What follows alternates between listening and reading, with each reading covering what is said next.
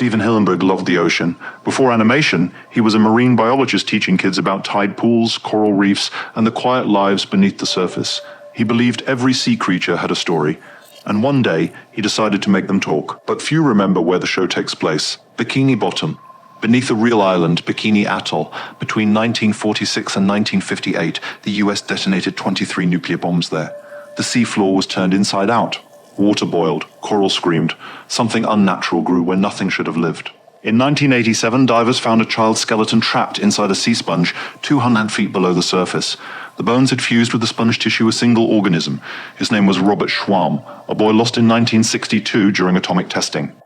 Inside the sponge cavity, they found his vocal cords intact, still vibrating with the current. The noise never stopped, no breath, no pause, just an endless mechanical joy.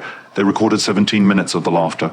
The happy one is awake. When one of the divers brushed the sponge's hollow surface, the water around it vibrated, not like an echo like breath. Then came the sound.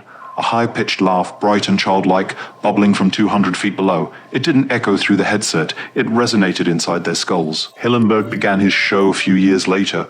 He cast Tom Kenny as the voice of SpongeBob. A coincidence, maybe, but the laugh was perfect, identical to the tape.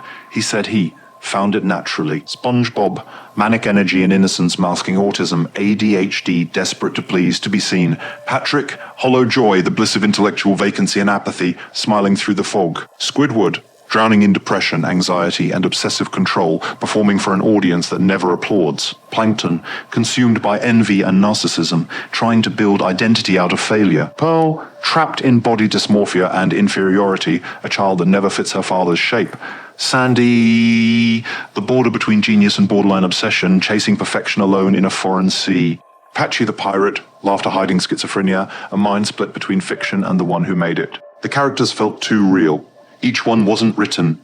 They were remembered, fragments of damaged minds echoing through the current. They say Hillenburg kept the tape in his office, that he'd listened to it before writing. They said it reminded him of what the ocean took and what it gave back, a laugh that never died, a soul that never surfaced.